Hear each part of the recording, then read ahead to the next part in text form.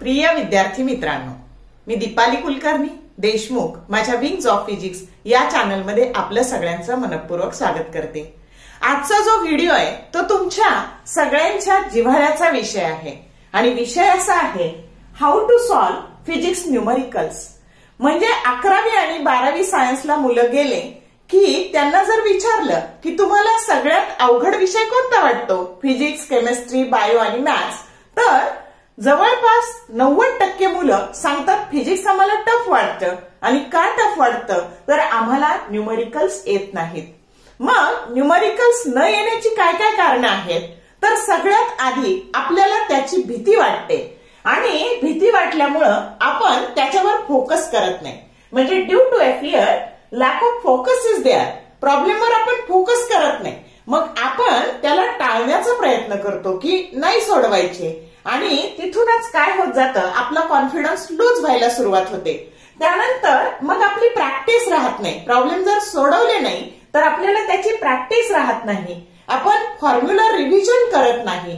Formula न आल्यामुळे पुढचं सगळंच बारगळून जातं आणि आपल्या कन्सेप्ट पण क्लिअर नसतात आणि त्यामुळं आपण फॉर्म्युला रिव्हिजन करत नाही। आणि आपण जर जे मुलं प्रॉब्लेम सोडवतात फिजिक्स मध्ये त्यांच्याकडून सिली मिस्टेक्स होतात आणि ह्या सगळ्यामुळं आपला न्यूमरिकल सोडवण्याचा कल तो कमी होत जातो की नाही सोडवायचे न्यूमरिकल्स। पण बाळांनो, तुम्ही रेग्युलरला एक वेळ नाही न्यूमरिकल सोडवले तरी तुम्ही पास होऊ शकाल। पण जेव्हा तुमची सीईटीची परीक्षा असेल, नीटची परीक्षा असेल, जेईची परीक्षा असेल, त्याच्यात तुम्हाला प्रॉब्लेम शिवाय पर्याय नाही। आणि म्हणून जर प्रॉब्लेम सोडवायचे असतील तर त्याच्यासाठी काय काय केलं पाहिजे, तर प्रॉब्लेम सोडवण्यासाठी काही पूर्वतयारी करावी लागते। काही काही गोष्टी तुम्हाला लर्न असाव्या लागतात आणि त्या कोणत्या काय काय गोष्टी तुम्हाला लर्न करायच्या आहे, त्याची पूर्वतयारी काय काय करायची आहे, तर हे मी आजच्या व्हिडिओत सांगणार आहे। आणि त्यामुळं माझी तुम्हाला सगळ्यांना नम्र विनंती आहे की व्हिडिओ स्किप न करता शेवटपर्यंत बघा, तुम्हाला जरूर फायदा होईल। तर आता बघा, पहिली गोष्ट काय, तर तुम्हाला साइन, कॉस, टॅन हे अँगल किंवा बाकीचे सगळे ट्रिग्नोमेट्रीचे जे काही सगळे अँगल आहेत हे सगळे अँगल तुम्हाला लागतात। आणि बघा, तुम्ही पहिला चॅप्टर रोटेशनल डायनॅमिक्स, त्याच्यामध्ये बँकिंग ऑफ रोड मध्ये अँगल लागतो, मेकॅनिकल प्रॉपर्टीज मध्ये सरफेस टेन्शन मध्ये अँगल लागतो, ऑसिलेशन मध्ये अँगल लागतो, सुपरपोजिशन मध्ये अँगल लागतो, ऑप्टिक्स मध्ये अँगल पाहावे लागतात, आपल्याला इलेक्ट्रोस्टॅटिक्स मध्ये अँगल पाहावे लागतात। मग असं म्हणजे तुम्हाला एसी सर्किट मध्ये अँगल पाहावे लागतात। म्हणजे ह्या ट्रिग्नोमेट्रीचा जो टेबल आहे तो तुमचा लर्न असावा लागतो। तर बघा, मी इथे हा ट्रिग्नोमेट्रीचा टेबल दिलेला आहे आणि तो टेबल तुम्ही चांगला लर्न करा म्हणजे तुम्हाला फायदा होईल। बघा काळजीपूर्वक हा ट्रिग्नोमेट्रीचा टेबल। तर ह्या टेबल मधले व्हॅल्यू काळजीपूर्वक बघा म्हणजे तुम्हाला खूपसं तुमचं काम सोपं होऊन जाईल। कारण हे जर अँगल आपल्याला 11वीला पण बरेच चॅप्टर मध्ये लागणार आहे आणि 12वीला पण लागणार आहे आणि हे जर अँगल आले नाही तर आपल्याला न्यूमरिकल सोडवता येणार नाही। म्हणून हे अँगल काळजीपूर्वक बघा। आता या आकृतीमध्ये हे जे दोन हे जे आहेत हे पायथागोरस ट्रायंगल आहेत आणि याच्यामध्ये तुम्हाला 5, 3 आणि 4 असेल तर साइन 37, कॉस 37 आणि टॅन 37 ह्या बाजू तुम्हाला कायम लागतात। आणि दुसरं आहे बघा 5, 4, 3, तर याच्यामध्ये साइन 53, कॉस 53 आणि टॅन 53 ह्या व्हॅल्यू पण तुम्हाला लागतात। आणि म्हणून 5, 4, 3 आणि 13, 12, 5 हे पायथागोरस ट्रायंगल आहेत आणि हे चांगले करा। हे पण तुम्हाला खूप उपयोगी पडणार आहेत सीईटीला पण आणि रेग्युलरला पण। आता बघा, 1 ते 20 हे वर्ग करा, त्यानंतर 1 ते 10 त्याचे क्यूब करा आणि 1 ते 10 ची 4th पॉवर ती पण चांगली करा। आता हे कुठे कुठे लागणार आहे तुम्हाला, तर तुम्हाला स्क्वेअर्स खूप ठिकाणी लागतात, क्यूब लागतात आणि 4th पॉवर कुठे लागणार आहे, तर तुम्ही जो स्टीफन्स लॉ ऑफ रेडिएशन शिकलेला आहात तर त्यामध्ये तुम्हाला 2 रेडियंट पॉवरचा रेशो घ्यावा लागतो, तिथे तुम्हाला 4th पॉवर घ्यावी लागते आणि म्हणून 1 ते 10 नंबरची जी 4th पॉवर आहे ती पण चांगली करा। हा जो टेबल आहे याच्यामध्ये मी तुम्हाला हे स्क्वेअर्स क्यूब आणि 4th पॉवर दिलेली आहे. काळजीपूर्वक बघा आणि ते सगळे लर्न करा.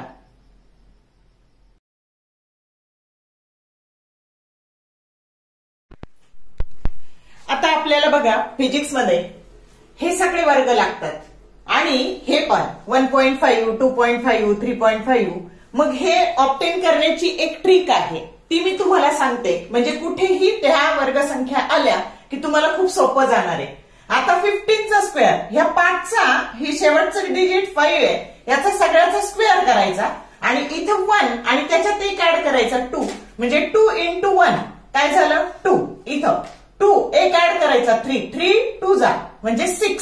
इथं लिहायचे 3 into 4 12, 4 into 5 20, 5 into 6 30, 6 into 7 42, 7 into 8 56, 8 into 9 72, 9 into 10 90 and 10 into 11 110. 110. आता हे झाले वर्ग. आता इथे फक्त काय करायचं, तर जिथं 3 डिजिट आहेत आलं लक्षात, तर तिथं 1.5 चा स्क्वेअर 2.25, इथे 6.25 आलं लक्षात 2 डिजिट नंतर. इथं जिथे 4 आहेत ना तिथं 2 डिजिट नंतर म्हणजे 12.25, 20.25, त्यानंतर 30.25, 42.25, 56.25, 72.25, 90.25 आणि 110.25. कळले का? ह्या ट्रिकनी हे वर्ग करायचे. हे खूप सारे सीईटीला आणि रेग्युलरला पण तुम्हाला उपयोगी येणार आहेत. समजली का ट्रिक? या पद्धतीने लर्न करायची. न्यूमरिकल सोडवताना तुमच्याकडे टाइम सेव्हिंग टेक्निक पाहिजे आणि ते टाइम सेव्हिंग टेक्निक येण्याकरता किंवा फास्ट कॅल्क्युलेशन करण्याकरता काही कॉन्स्टंट, काही व्हॅल्यू तुमच्या लर्नच असल्या पाहिजेत. तर त्या कशा, तर ते मी तुम्हाला सांगते. तर बघा √2 खूपदा लागतं, तर त्याची व्हॅल्यू लर्न असली पाहिजे 1.414. 1/√2 दॅट इज 0.707. हे तुम्हाला एसी सर्किट मध्ये लागतं. √3 1.732. 1/√3 0.5773. 0.25 जेव्हा जेव्हा न्यूमरिकल्स मध्ये 0.25 येईल ना तर ते 1/4 करायचं. त्यानंतर 0.5 येईल ना म्हणजे sin 30 किंवा cos 60 जो अँगल असतो तो 0.5 आपण घेतो. त्याऐवजी त्याची व्हॅल्यू जर 1/2 1/2 टाकली ना खूप सारे कामं सोपे होऊन जातात, आपले कॅल्क्युलेशन सिंपल होतात. तसाच जेव्हा जेव्हा RI ऑफ लिक्विड म्हणजे तुमचा वॉटरचा रिफ्रॅक्टिव्ह इंडेक्स, तर हा तुम्हाला रे ऑप्टिक्स, वेव्ह ऑप्टिक्स मध्ये लागतो. तर 1.33 त्याच्याऐवजी 4/3 टाका. त्यानंतर 1.5 काचेचं रिफ्रॅक्टिव्ह इंडेक्स, तर 3/2 टाका. 3.33 आलं ना तर त्याची 10/3 व्हॅल्यू टाका. त्यानंतर 6.66 व्हॅल्यू असेल तर 20/3 टाका. की जो ग्रॅव्हिटेशनल कॉन्स्टंट आहे तुमचा 6.67, तर त्याच्याऐवजी त्याची व्हॅल्यू तुम्ही कॅल्क्युलेशन करताना 20/3 टाकली तर खूप सारं काम सोपं होऊन जाणार आहे. त्याच्यानंतर चार्ज ऑफ इलेक्ट्रॉन त्याचा खूपदा रेसिप्रोकल येतो, तर त्यावेळेस 1.6 चा रेसिप्रोकल 0.625 येतो. हे लक्षात ठेवा. पायची व्हॅल्यू जेव्हा येते ना ती 22/7 घ्या. आले लक्षात? बऱ्याचदा म्हणजे ते कॅन्सल होऊन जातात. 0.75 असेल तर 3/4 घ्या. 0.66 असेल तर 2/3 घ्या आणि 8.314 असेल, हे केमिस्ट्रीत लागतं तुम्हाला, तर त्याची व्हॅल्यू 25/3 घ्या.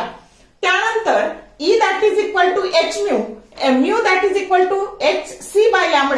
तर ह्या hc ची व्हॅल्यू एकदाच कॅल्क्युलेट करून ठेवली. h ची व्हॅल्यू 6.63 इंटू 10⁻34 आणि c ची व्हॅल्यू 3 इंटू 10⁸. दोन्ही कॉन्स्टंट आहे आणि त्याची मल्टिप्लिकेशन येतं बघा 19.89 इंटू 10⁻26 आणि खाली फक्त लॅम्बडाची व्हॅल्यू टाकली की कॅल्क्युलेशन सिंपल होणार आहे. ड्युअल नेचर मध्ये हे आपल्याला लागणार आहे. त्याच्यानंतर h/2 पाय खूपदा लागतं आपल्याला आणि h/2 पायची व्हॅल्यू, तर h ची व्हॅल्यू 6.63 इंटू 10⁻34 आणि 2 पायची व्हॅल्यू 6.284. तर हे कॅल्क्युलेशन येतं 1. It is nearly about 1.05 into 10⁻34. तर ही h/2 पायची व्हॅल्यू डिरेक्टली अशी लक्षात ठेवली तर काम खूप सोपं होणार आहे. त्यानंतर रेग्युलरला म्हणजे तुमच्या स्टेट बोर्डच्या परीक्षेला रेग्युलरच्या परीक्षेला पायची व्हॅल्यू 3.142, 2 पायची व्हॅल्यू 6.284, 4 पायची 12.56, पाय स्क्वेअर 9.872, 4 पाय स्क्वेअर 39.49. त्याच्यानंतर जी ऍक्सिलरेशन ड्यू टू ग्रॅव्हिटी खूपदा लागते 9.8 metre per second square, 2G 19.6, 4G 39.2, G square that is equal to 96.04 आणि G/2 4.9. आता बघा याला G ची व्हॅल्यू जनरली 10 घेतात, सीईटीला 10 घेतात, रेग्युलरला मात्र जशी दिली तशी घ्यायची आणि इथून एक शॉर्टकट तयार झाला. G by पाय स्क्वेअर असेल तर that is nearly equal to 1 और pi square by G that is nearly equal to 1. हे सारे कॉन्स्टंट तुम्ही लर्न केले की तुमचं खूप सारं काम सोपं होणार आहे. आता बघा मी जे सांगितलं की त्या ज्या व्हॅल्यू आहेत त्या घेऊन कॅल्क्युलेशन सिंपल कसं करायचं. फॉर एक्झाम्पल आता हे 28,620 इंटू 0.25. आता हे कॅल्क्युलेशन करणं किती डिफिकल्ट वाटतं. मग ह्या 0.25 ची किंमत जर 1/4 टाकली तर बघा बरं हे कॅल्क्युलेशन इतकं सिंपल होतं का नाही. तसंच 4040 इंटू 0.75 हे कॅल्क्युलेशन किती डिफिकल्ट होणार आहे.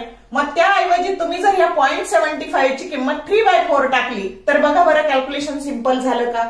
आणि म्हणून त्या व्हॅल्यू कशा वापरायच्या हे पण तुम्हाला कळलं पाहिजे, म्हणून मी हे 2 उदाहरणं घेऊन तुम्हाला दाखवलं की या पद्धतीने किंमत टाकली की कॅल्क्युलेशन एकदम सिंपल होतं.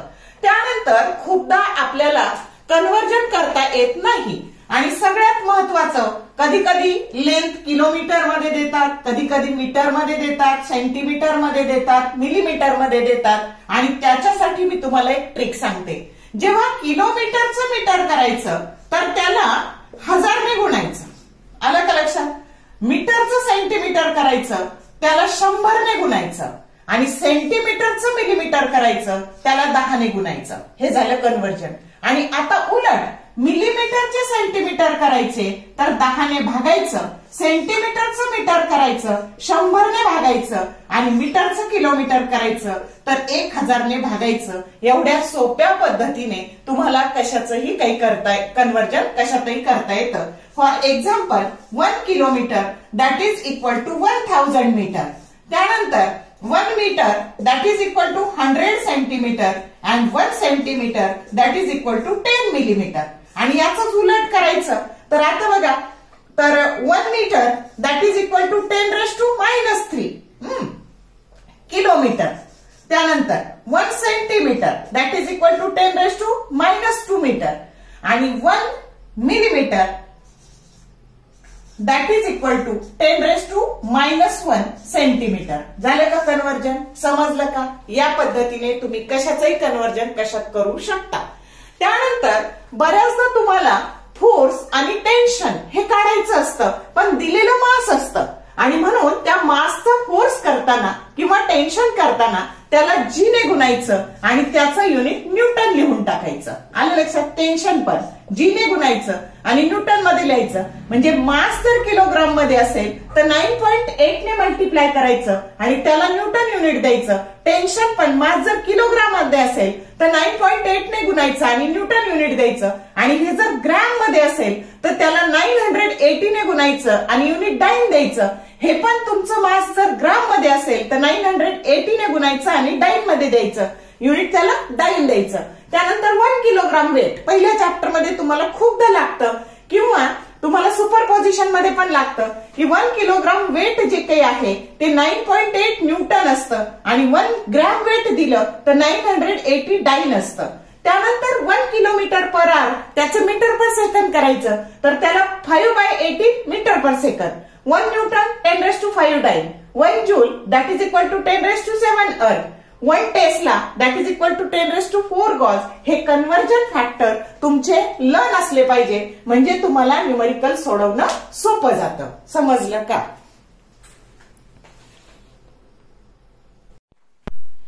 आता बघा जे मुलं नीटची तयारी करतात तर त्यांनी मॅथ्स ड्रॉप केलेलं असतं पण फिजिक्सचे न्यूमरिकल सोडवताना अगदी नीटचे पण तुम्हाला डेरिव्हेटिव्ह आणि इंटिग्रेशन हे यावं लागतं. आणि म्हणून काही बेसिक डेरिव्हेटिव्हचे फॉर्म्युले आणि इंटिग्रेशनचे फॉर्म्युले लर्न करा.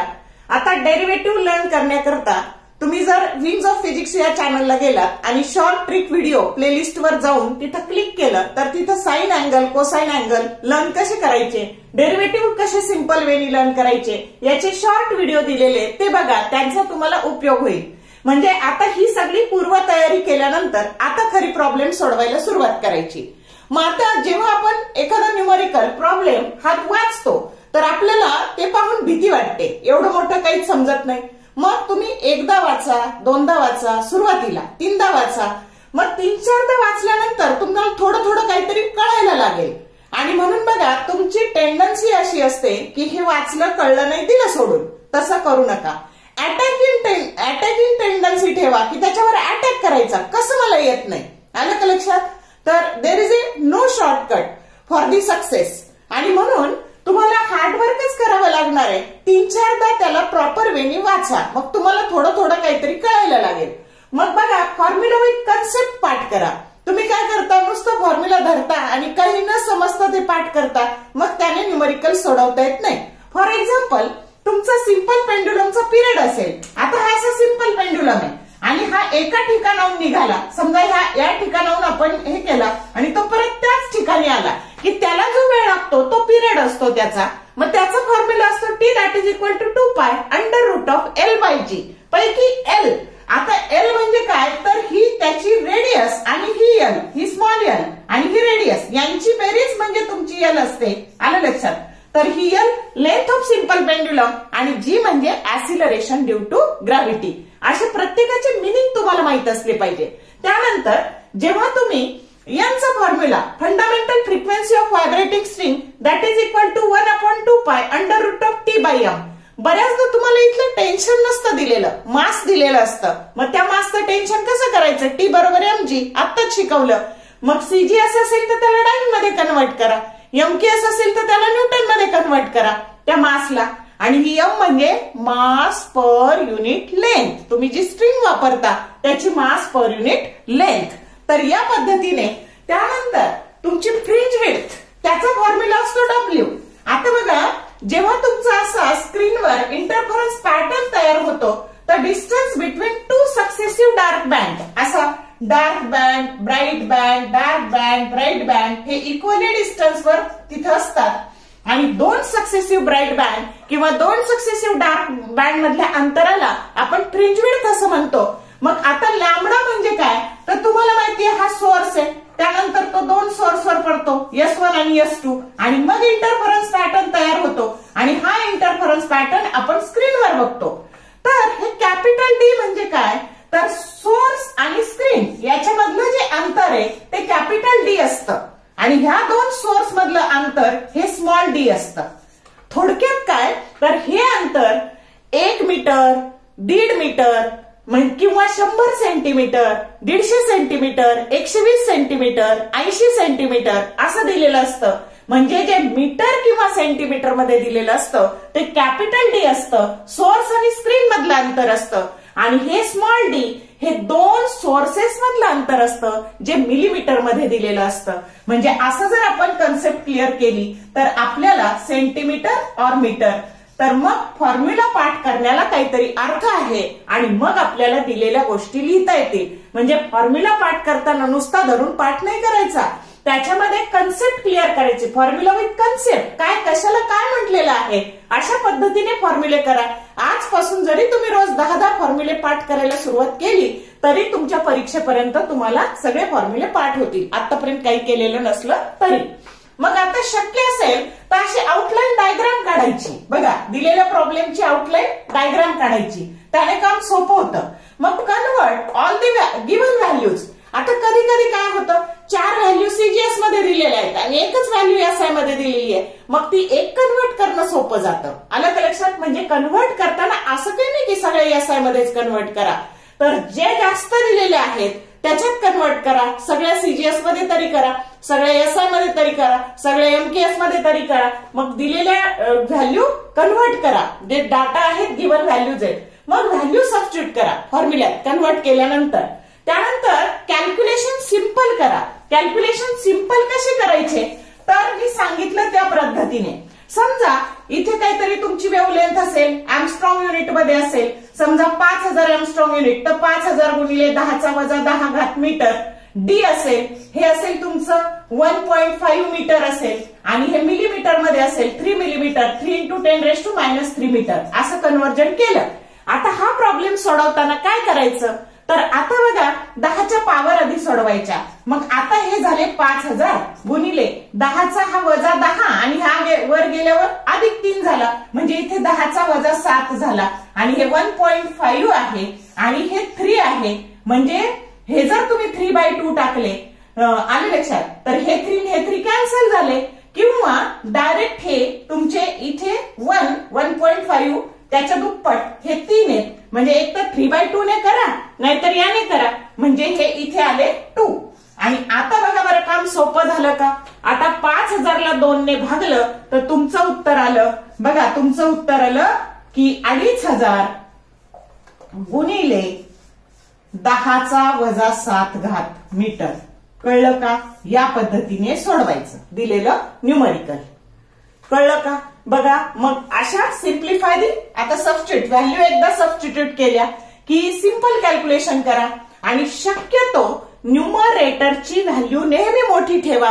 त्याच्याकरता 10च्या पॉवर सरकवून न्यूमरेटर जर मोठा असेल डिनॉमिनेटर पेक्षा तर तुम्हाला हे करताना सोपं जातं, कॅल्क्युलेशन करताना सोपं जातं. आणि म्हणून व्हॅल्यू सबस्टिट्यूट केल्यानंतर कॅल्क्युलेशन सिम्प्लिफाय करा. न्यूमरेटर नेहमी मोठा ठेवा डिनॉमिनेटर पेक्षा आणि अगदी शेवटच्या स्टेपला लॉग वापरा. आलं लक्षात. शक्यतो लॉग टाळा रेग्युलरला आणि शेवटच्या स्टेपला लॉग वापरा. तुम्ही अगदी पहिल्या स्टेप पासून सगळा लॉग बघत गेला तर तुम्हाला खूप सारं चुका होतात, कारण तितका काही लॉग टेबल तुम्हाला फॅमिलियर नसतो आणि सीईटी नीटला तर तुम्हाला प्रोव्हाइड केलेला असतो, पण तिथे एवढा वेळ तिथे घालवायचा नाही. आणि म्हणून यूज लिस्ट लॉग टेबल. त्याच्यानंतर अजून एक गोष्ट, न्यूमरिकल सोडवताना लॉग टेबलचे कॅल्क्युलेशन तिथे शेजारीच करा. खूप मुलांना सवय असते मागच्या पेजवर करायची, पेज टर्न करायचं आणि परत कॅरी करायचं.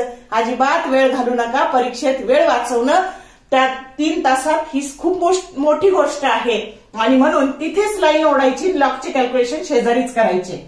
आलं लक्षात. कमीत कमी लॉग वापरा. अप्रॉक्सिमेशन कसं करायचं ते शिका.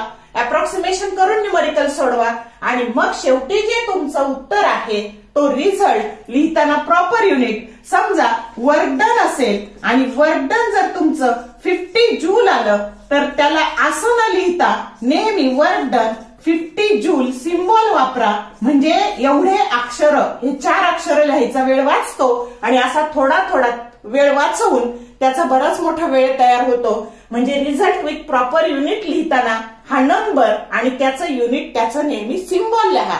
फॉर एक्झाम्पल तुम्हाला मॅग्नेटिक इंडक्शन त्याचं युनिट टेस्ला आहे या पद्धतीने, किंवा वेबर पर मीटर स्क्वेअर आहे आणि हा टेस्ला आपण नुसता कॅपिटल टी पण लिहू शकतो. तर नेहमी त्याचं रिझल्ट विथ प्रॉपर युनिट लिहिताना त्याचा सिम्बॉल लिहा. एवढं मोठं युनिट लिहित बसू नका. आणि या पद्धतीने न्यूमरिकल सोडवण्यासाठी तुम्हाला ह्या व्हिडिओची निश्चित मदत होईल याची मला खात्री आहे.